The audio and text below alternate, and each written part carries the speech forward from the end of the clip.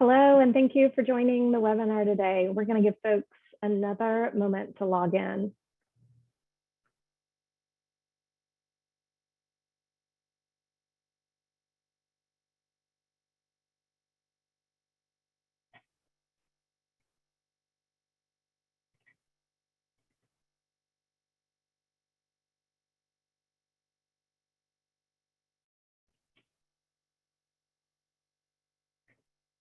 All right, let's get started. Hello, everyone, and welcome to the 2023 Better Buildings Summer Webinar Series, dedicated to bringing you the latest actionable insights from leading industry experts.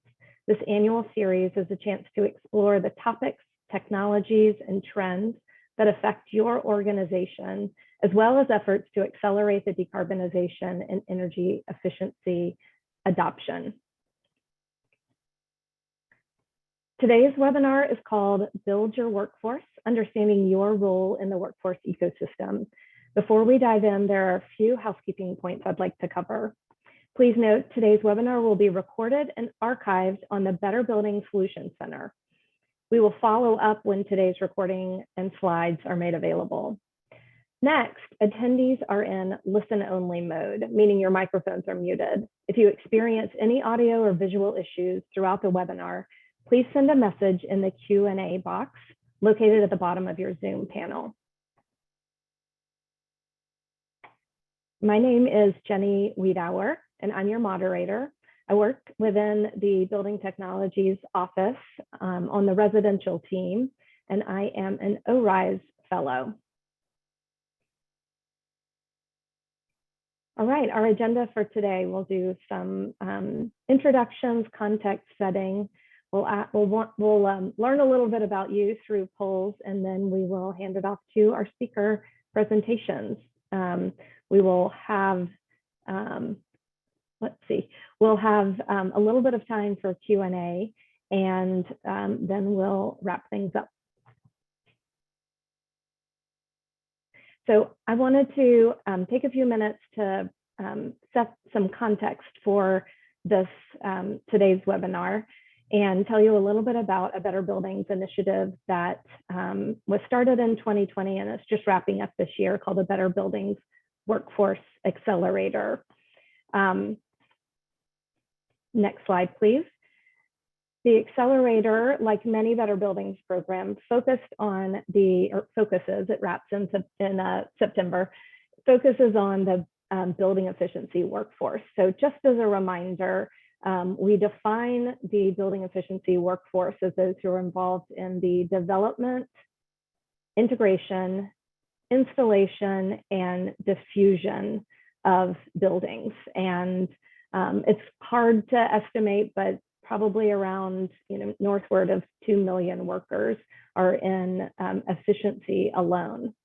So next slide, the Better Buildings Workforce Accelerator. The Better Buildings Workforce Accelerator was created to address some specific challenges seen in the building efficiency workforce.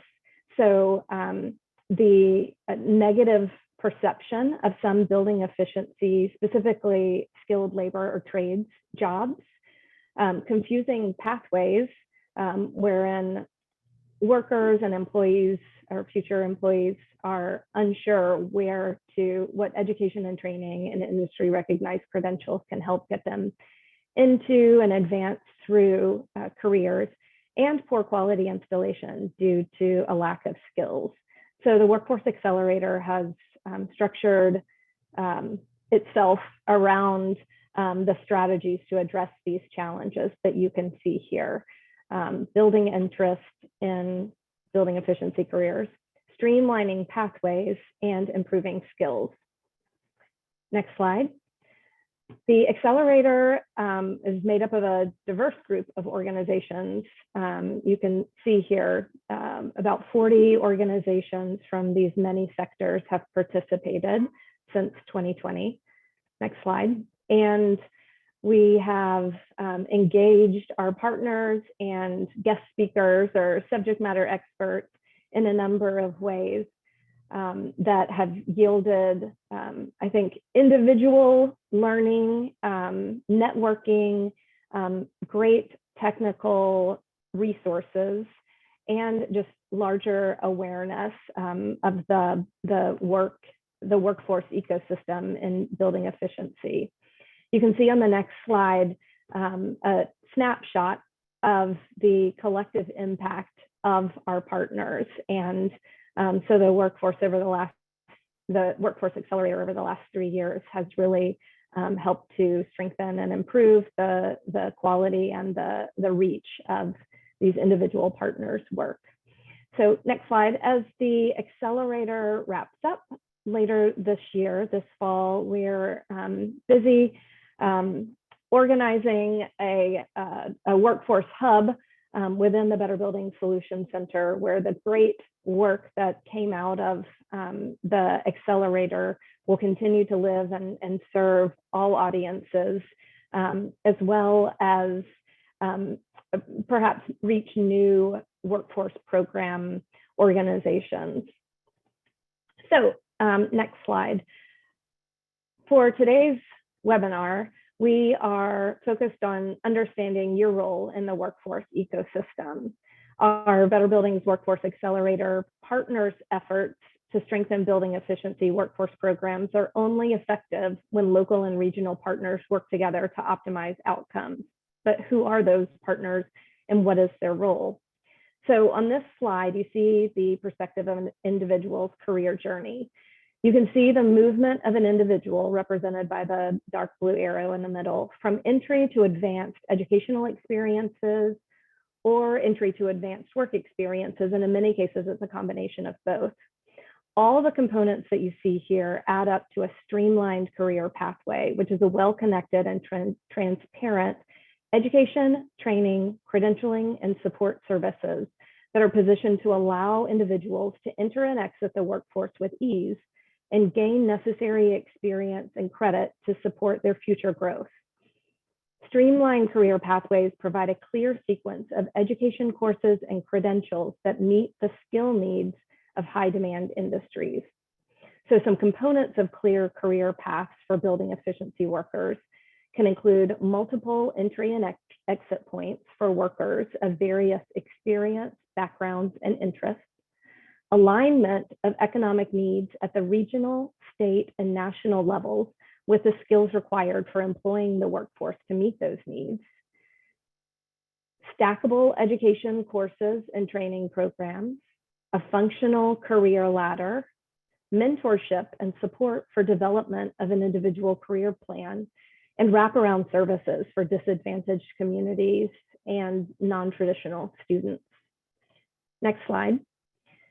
So the education and workforce systems in place to lead workers into and through careers are made possible and better by additional systems such as participant support, community partners, and funding.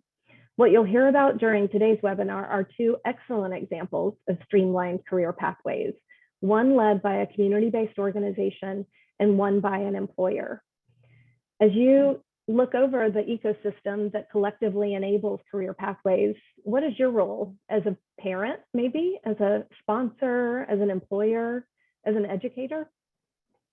Many of these roles can coordinate to provide work-based learning to students and new incumbent workers. Next slide, please. So if work-based learning is a new or maybe unfamiliar term to you, this term supports a continuum of lifelong learning and skill development for a range of workers and learners, K-12 students, young adults, college students, adult job seekers, and incumbent workers. Experiences can take the shape of job shadowing, internships, pre-apprenticeships, on-the-job training.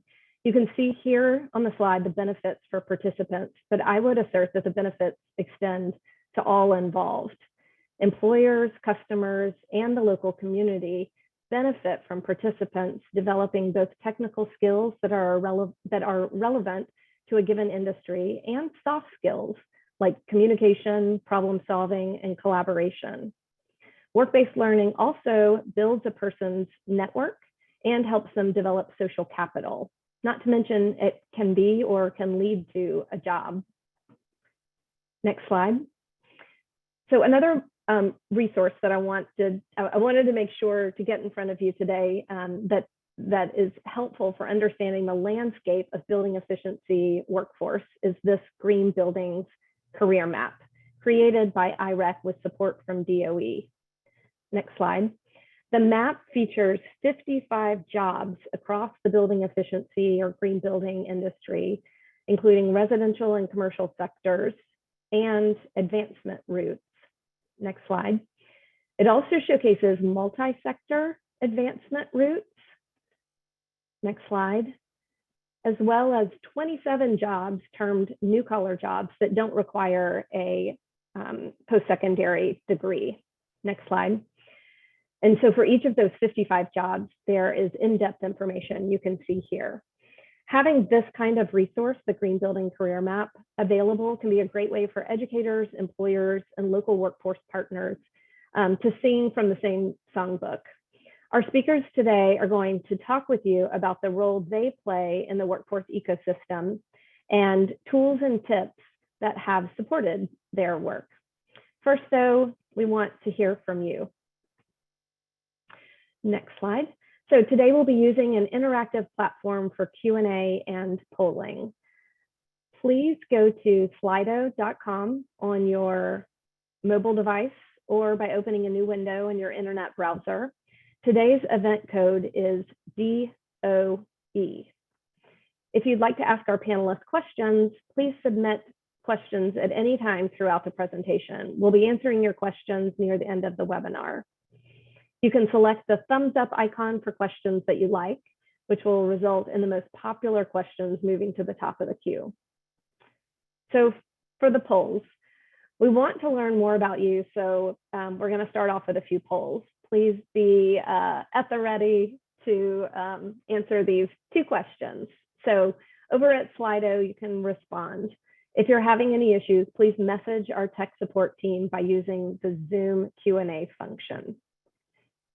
So as you can see here, our first question is about who you are. Are you an employee, a workforce program implementer, an employer, an educator, a community-based organizer, or a job seeker?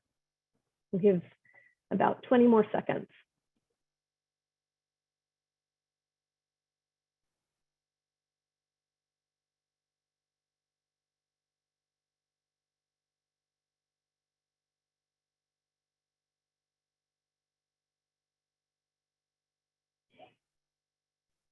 All right, I think most of our responses have come in.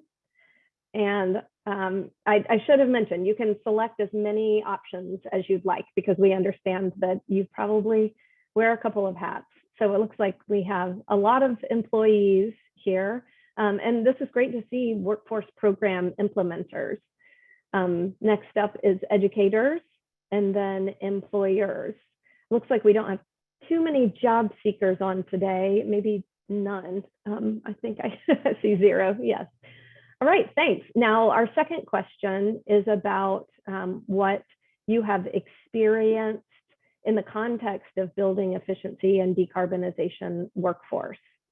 So we have a number of options here. Again, you can select as many as you have experienced.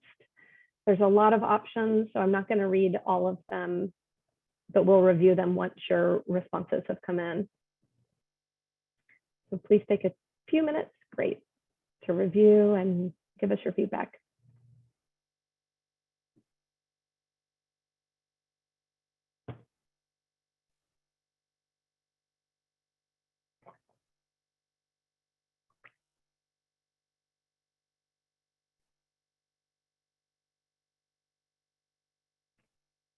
Take another 10 seconds to respond, please. This is great because this is going to help our presenters understand who's in the room and maybe be able to focus on some particular areas. So it seems like our largest response rate is around low interest in or awareness of jobs. a lack of coordination among regional and local workforce ecosystems, and a lack of standardized continuing education and professional development rounds out our top 3. This is great. Thanks so much for giving us your insight here. So I think we'll close the poll for now, and I am eager to introduce you to today's presenters. We have a great lineup. First, we have Marilyn Wren. Marilyn is a Charleston, West Virginia native, and she joined Coalfield Development in 2016.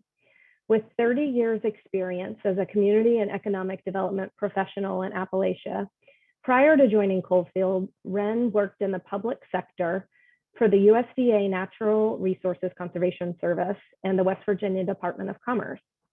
In the nonprofit sector, Wren focused on economic justice, social enterprise, and rural entrepreneurship, local capacity building, economic diversification, and sustainability. Nick Gurton is a design practitioner who has worked extensively across community development, affordable housing, and city planning.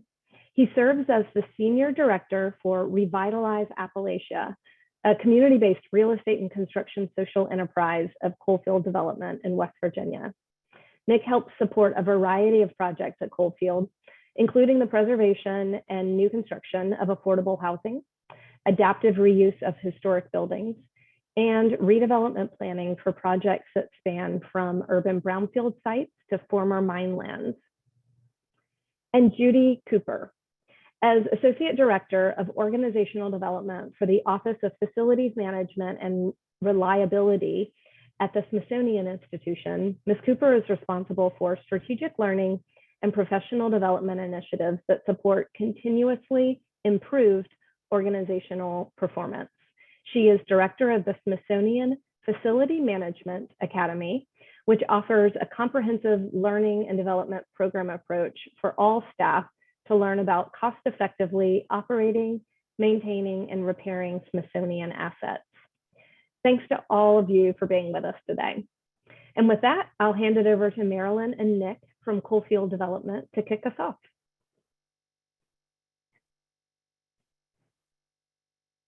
Thanks, Jenny. We're so glad to be here today. Coalfield Development, as you mentioned, is a nonprofit organization. We're located in West Virginia. We have the mission to rebuild the Appalachian economy from the ground up. Developing a newly skilled workforce is really crucial to our economies in order for them to thrive. And Nick and I will be talking about how we approach workforce development over the next 15 minutes or so. For some background, you can see on the slide here that we're located in Huntington, West Virginia. And we work in the coal fields of Central Appalachia, but particularly in the southern part of West Virginia. And you can see that where we work is fairly sparsely populated and rather mountainous. However, the area used to be known as the billion-dollar coal field. And you can imagine that as the demand for coal has declined, so has our economy and our communities. So in 2010, Brandon Dennison, a social entrepreneur, started Coalfield Development. As a West Virginian, he was well aware of the generational poverty that our rural communities was experiencing as a result of our history and economy based on coal extraction. And he knew that it was really important that we give people ways to rebuild this economy. If we can go to the next slide. So as a result of this mono-economic approach, and the global collapse of the coal industry that's only accelerated this century, West Virginia and Central Appalachia have been left with an extremely low workforce participation rate, high poverty rates, and degraded environment. On top of this, the opioid epidemic hit our region extremely hard, with West Virginia leading the nation in terms of overdose deaths. To put this in perspective, West Virginia experiences over 90 deaths due to overdoses per 100,000 residents a year. And the next closest state, which is Kentucky, experiences 55 deaths per 100,000 residents. So, we have nearly double the death rate related to the opioid epidemic. And this has affected our workforce for a generation at least. So it's in this environment that Coalfield began working and still works to give people the courage to unlock their creativity and the ability to reimagine and rebuild our communities. Next slide, please. We work through 4 core capabilities that you can see here. I'll give you a second to read through those, and then we'll go through these one by one. So the next slide. So the first core capability shouldn't be a surprise. As I mentioned, we were founded by a social entrepreneur, and we are still focused on incubating and investing in social enterprises that directly hire and pay people to earn and learn. The way we think about social enterprises, they're businesses that operate with the heart of a nonprofit, but with the brain for business. And it really takes the best of both to create experiences for people. And so these social enterprises not only provide much needed jobs, but also work to diversify local economies. And in the case of regenerative ag, like they're literally helping to repair the generations of environmental damage that we've experienced. So next slide, please. Once a person is hired, they have a in-depth experience through one of our workforce development programs. And the people that we hire into our social enterprises are all folks that are experiencing barriers to employment. More than half are in recovery from substance use disorder related to the opioid epidemic, and about a third have been involved with the justice system. Many have transportation and childcare issues. We've had many people who have been unhoused. And there are a variety of other issues that we help people overcome. But once hired into our workforce program, we provide the wraparound services to get people stabilized, to gain the skills and experience they need, and even to pursue higher education. In a little bit, Nick's going to talk about how this actually looks in relation to one of our social enterprises related to building. Okay, next slide. And it's related to our third core capability, which is around advancing and completing managing community-based real estate projects. This has been an area that we focused on since Coalfield's inception. It's in our DNA, and it really helps us to provide tangible evidence of progress at the community level. And again, Nick's going to talk a lot more about this in a second. Next slide. Finally, a core capability that we have is designing and scaling new programs, and it gives us a chance to experiment in different sectors to create even more jobs and opportunities for people, particularly in areas that are hard hit. And these programs and different sectors that we look at are all focused on a triple bottom line. And what we're trying to do is return positive results for people. We do want to generate revenue because these are social enterprises, and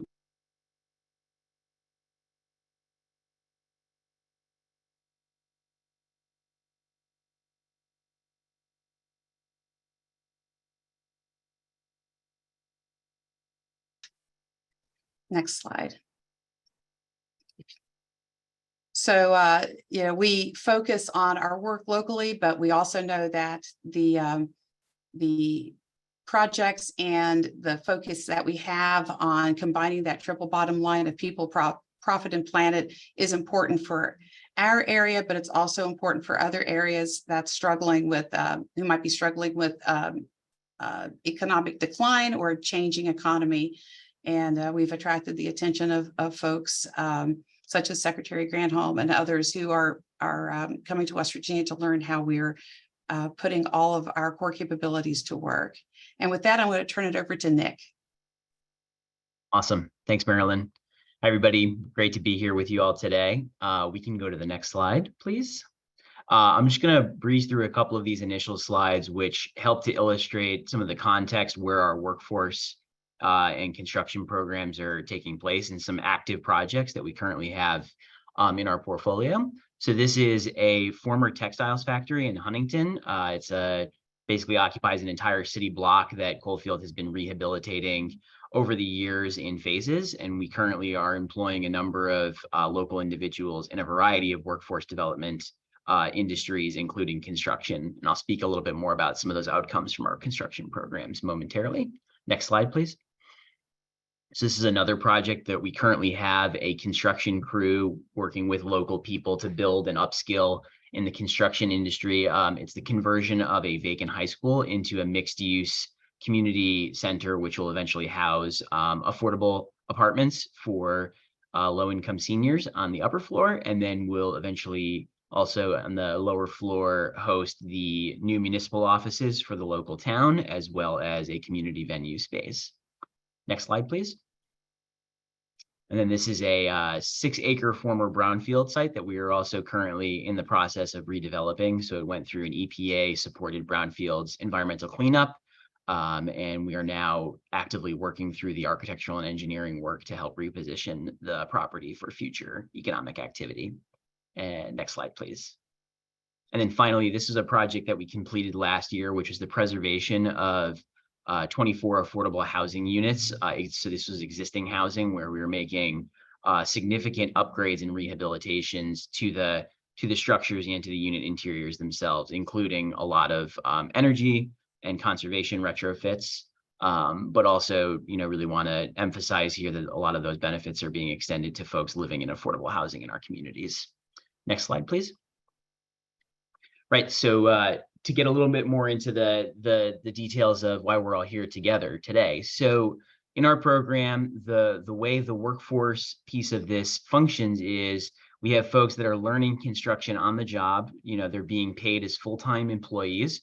So they're working 33 hours a week actively on a construction job site. So this is a real job working on real projects under the supervision of experienced in-field supervisors. And so folks from our local communities are getting the benefit of working on a project that's improving their community while also building new skills.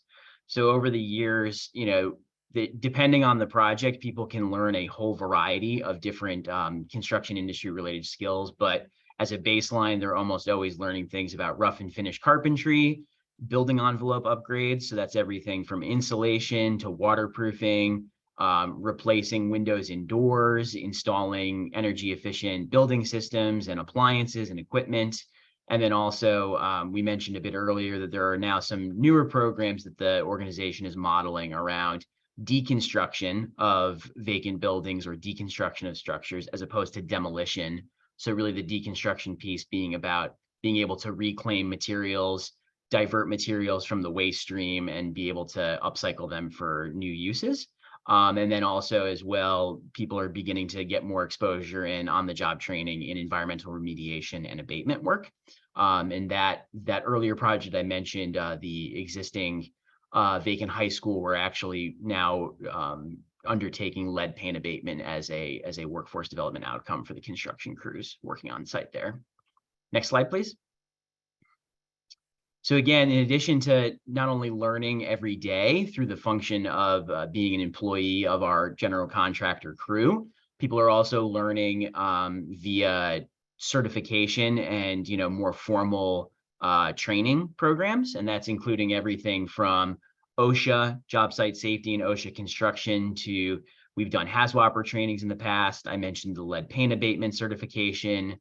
Folks have also learned like historic craft restoration work previously. So thinking about things like, plaster inside of old historic buildings, and then also things like first aid and CPR, as well as learning how to read construction documents, blueprints, and job site safety. And then Coalfield is also, as a general contractor, we're a union affiliated contractor with our carpenters local out of Charleston. We've been really blessed to have a great partnership with that carpenters local. And so our full-time staff and crew members who are participating in our workforce programs are eligible to join and receive all of the benefits that are associated with, being a union designated shop. So again, thinking about like this is something that's happening in addition to the paid on the job training that's happening every day on project sites. These are regular training opportunities that we build into people's weeks as a part of their time with us at Coalfield. Next slide, please.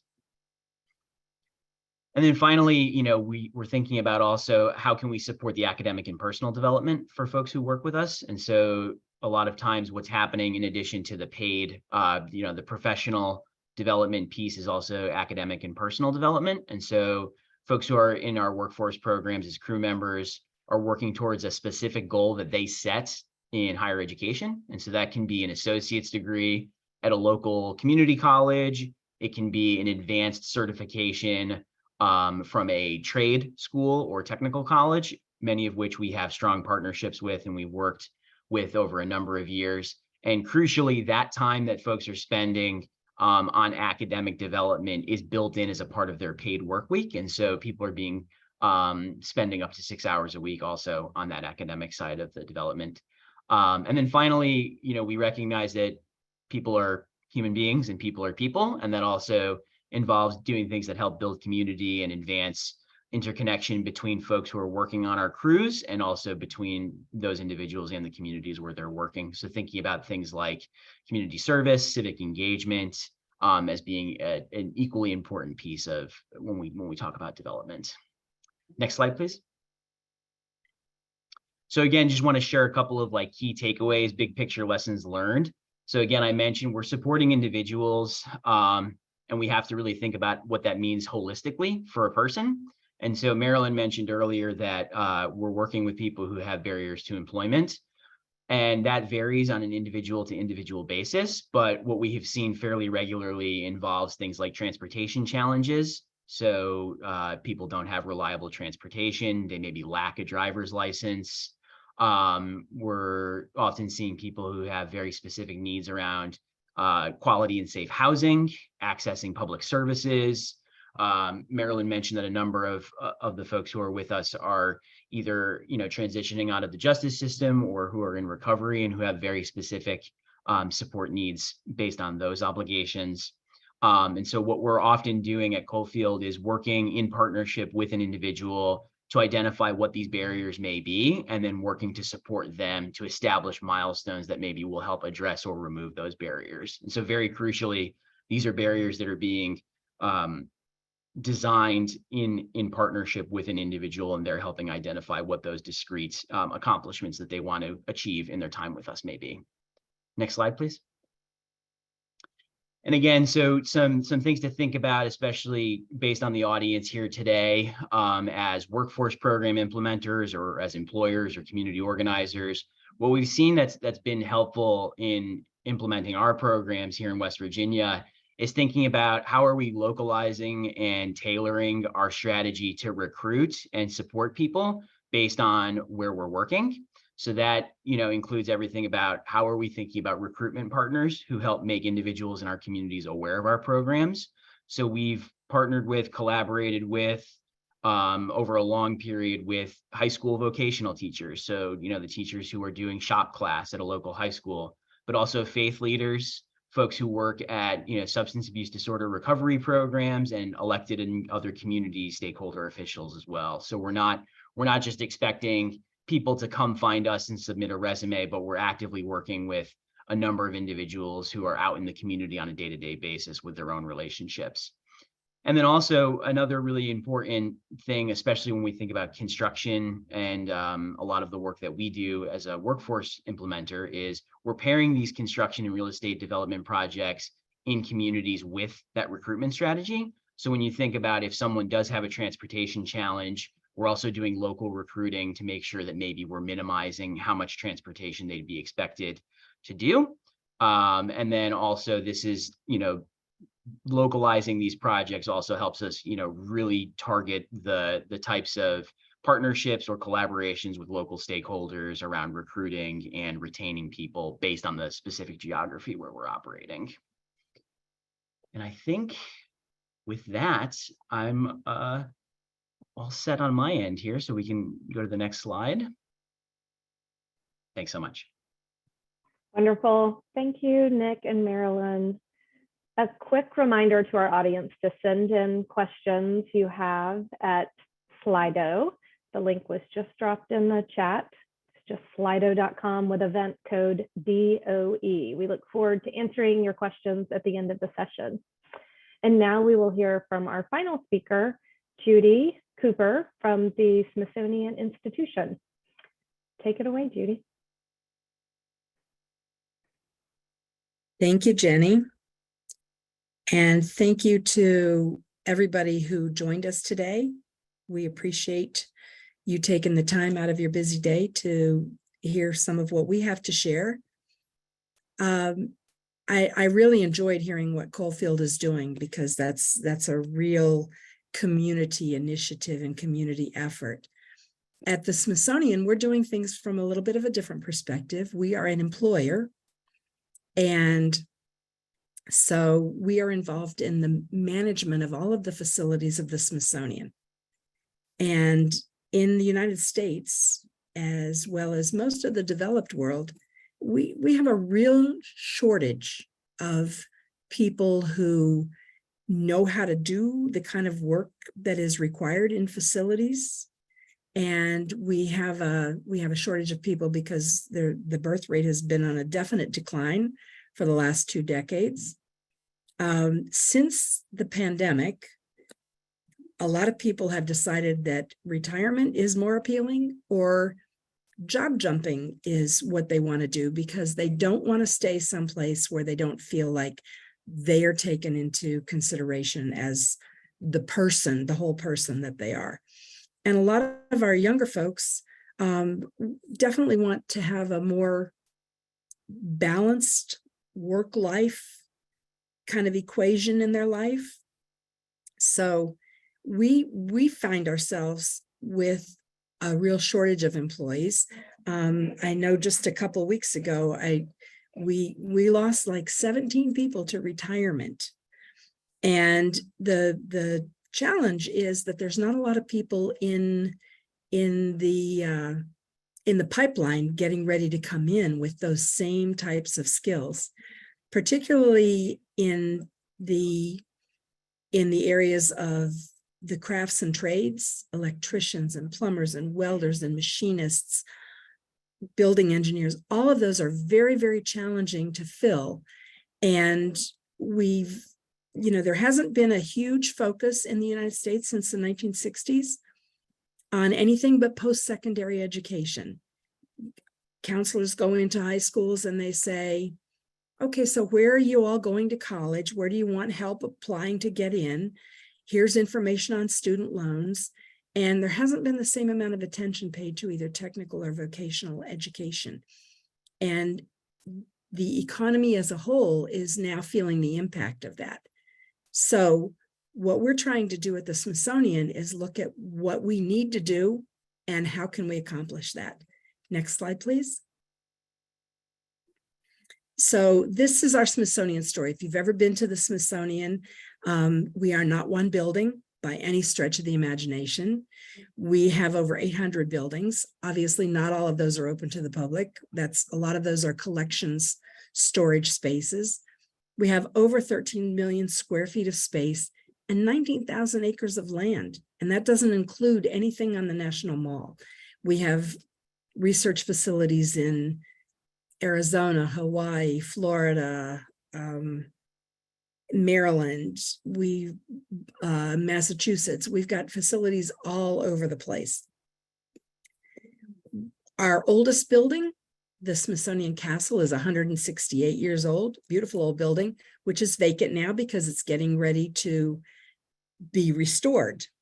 And that's where some of that great skill set that Nick talked about in historic preservation is coming in with our folks.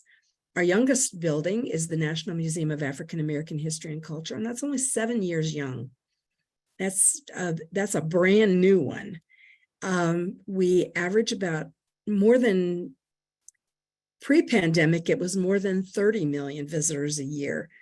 Post-pandemic, it's gone down a little bit, but it's building back up very, very quickly.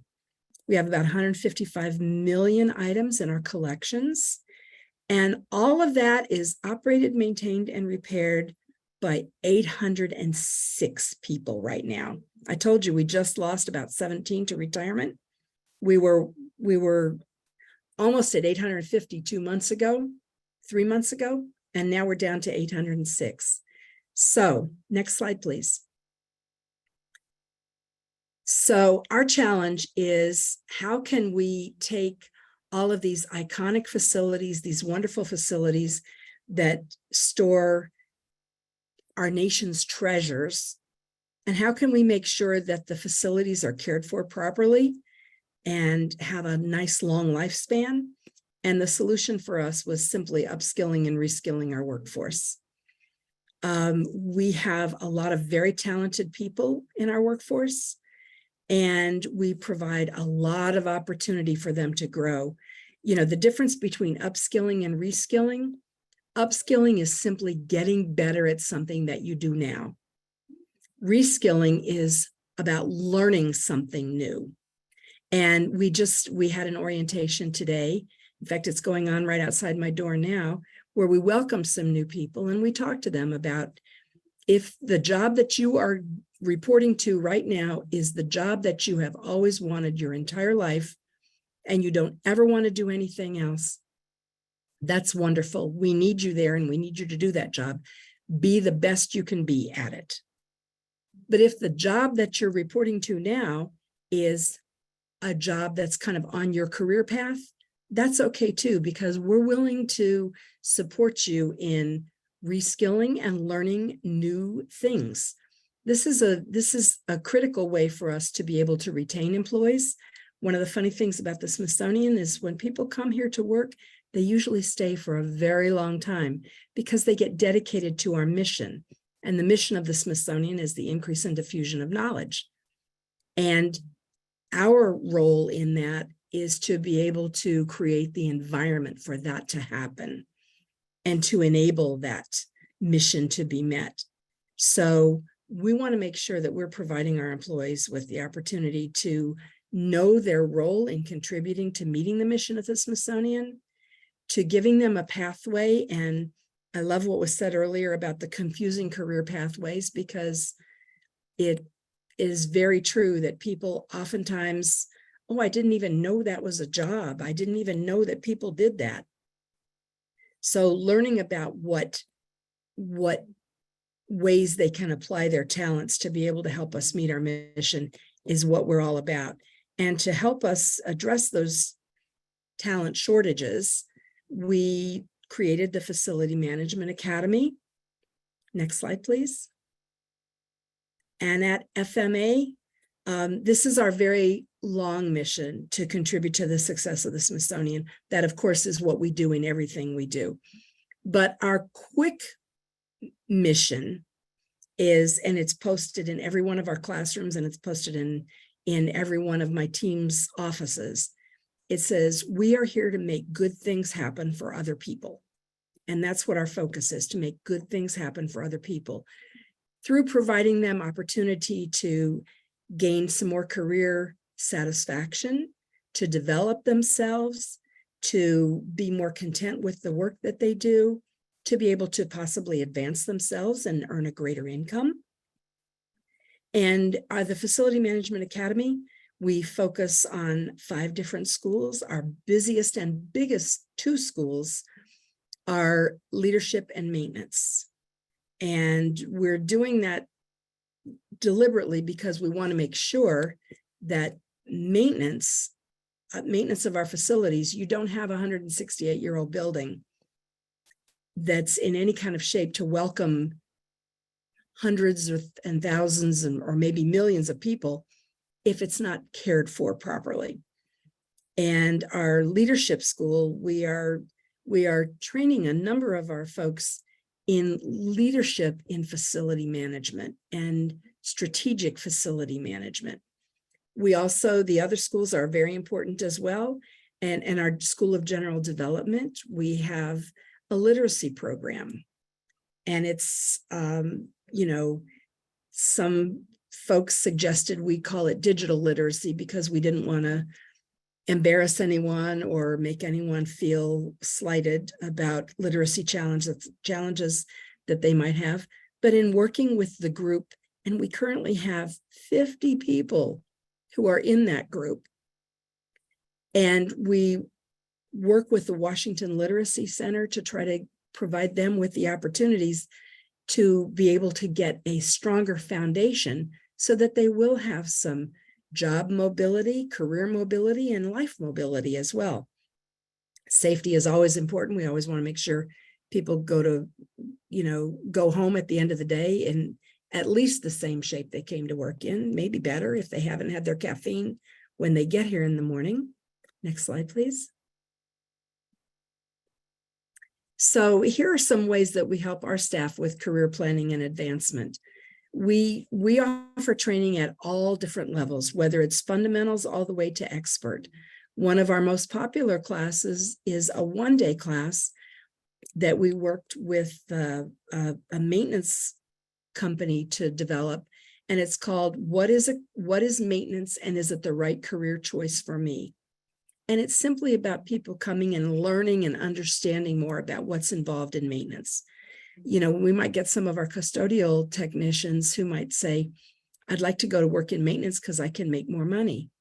Well, it's a very different career field. So we want to make sure that people understand what they're asking for and what they're getting into, so that they can really make informed choices about what career and how they want to invest their time and our resources, because we support all of our training for our staff during work time, because that's how important we think it is to invest in them.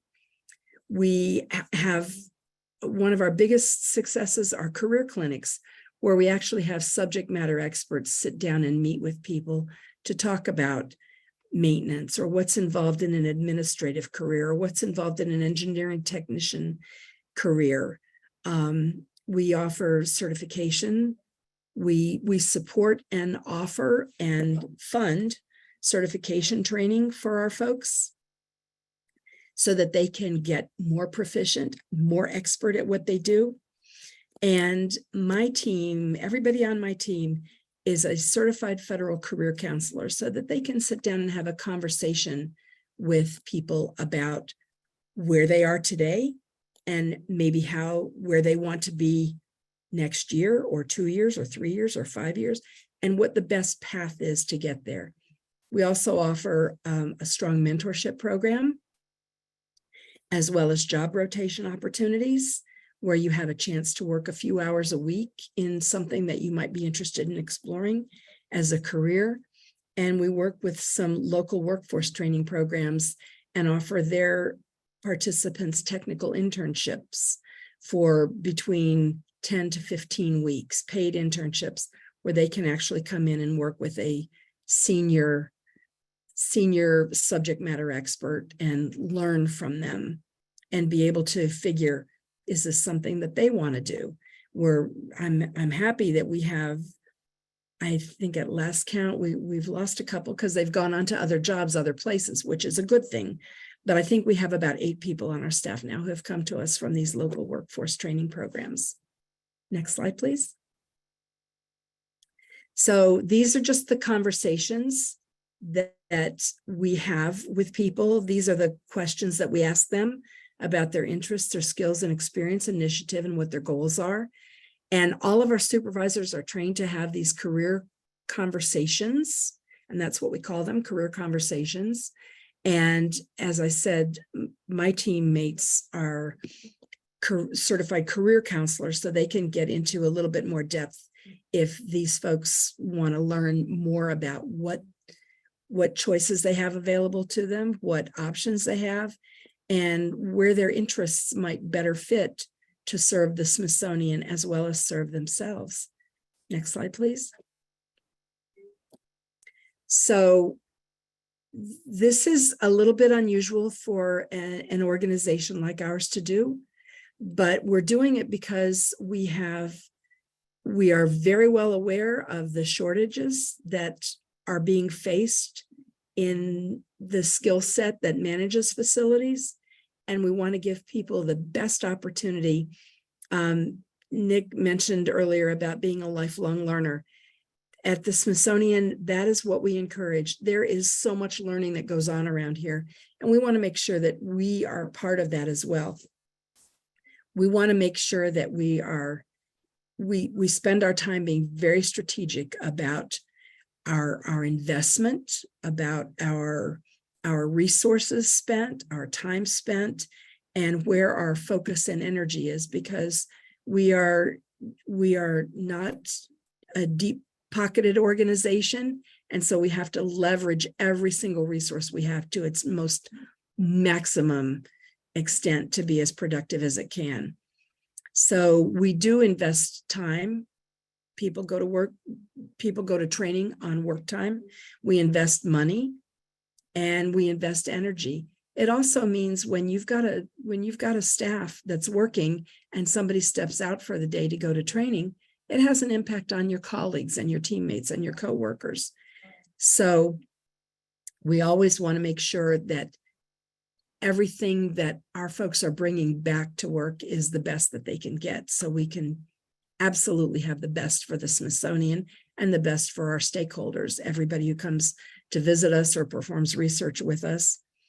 We are we communicate, we over communicate, and we are very transparent about the things that we do, because they are so important to the Smithsonian, and they are so important to the folks who work here with us. So next slide, please. That is it for us. So thank you very much for participating today and learning a little bit more about what we're doing. Thank you, Judy, and to all our speakers for your insightful presentations. I feel inspired. I really appreciate, especially that our presenters gave you some context so you could help understand their worlds, and then put together their lessons learned. Thank you so much. Now to move on to Q&A. If you haven't already, please join us over at slido.com with event code DOE to submit and upvote questions for our presenters.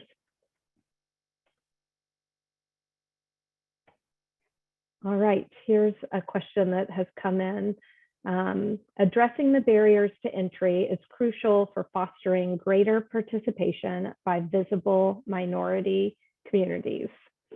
How does, I'm improvising here, how does the government plan to implement real reforms to dismantle systemic barriers and create a truly inclusive environment?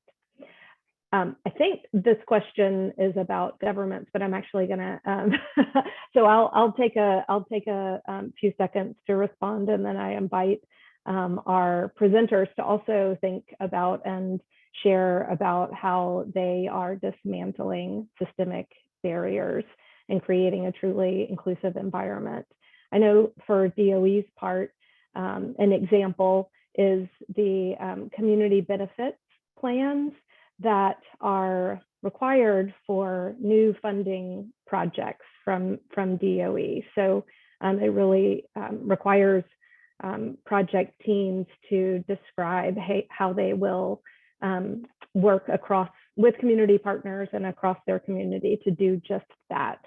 For our Better Buildings Workforce Accelerator work specifically, I encourage you to check out our resources. I'll drop a link in the chat in just a minute, because we actually have a couple of great resources about for workforce development programming organizations to address DEIA and think about how they are being more inclusive in the work that they do. Judy, Nick, or Marilyn, do you guys want to respond? This is Judy. I will talk about some of the things that we do here. And I noticed in one of Nick's slides, he talked about barriers to employment. And for us, one of the things that we focus on is barriers to advancement. I want to make sure that everybody who comes into my organization, first of all, every person who comes into my organization is given the opportunity to participate in diversity, equity, and inclusion training. And our supervisors get it way more than once. They get it many, many times. And the program that we have worked on is actually a program to try to remove those barriers. That's why we are offering some of the options. The literacy barrier, that is one of the questions that, when we started noticing that people were stymied from advancement because they had those challenges, well, then let's take care of those challenges and let's work with them and try to advance those challenges. We have I just can't say enough about the many different options that we offer to people in support of people. Once they get their foot in the door, it's not easy to get a government job these days. It's a little more challenging than back in the day when I got one. But once we get them to join us, what we want to do is try to remove the barriers that we can and let them go to the places that they want to go and that they can absolutely make a contribution to our organization.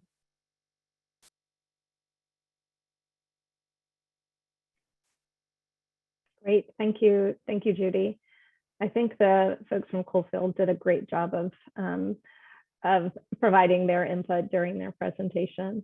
So looking across some of the other questions that we have come in, and with an eye to the clock, I wonder if our presenters could each take about 30 seconds to respond to the next question that came in. What could be your first steps to apply your experience or models to other communities or organizations? I came off mute really quickly on that one because we do have a model where we've started replication, and it kind of touches on a lot of these. So I'll just take 30 seconds and try to explain it. It's called our RAPS partner program. RAPS stands for Workforce Readiness and Professional Success. And it's one of our 2 workforce development programs that we use internally. It's a 6-month experience where people do that real deep stabilization work and start getting skills. And then from that, they can move on to our more advanced workforce development program that includes higher education, or they can, we can help them find a job in the community.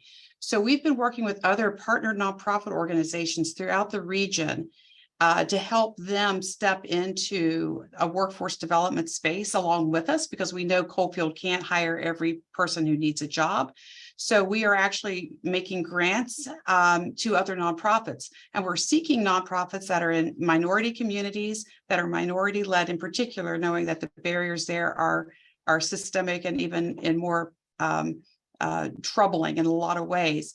So we will work with organizations, provide them a grant of $50,000 to $70,000 so they can directly hire people from their communities to work on projects that their community cares about.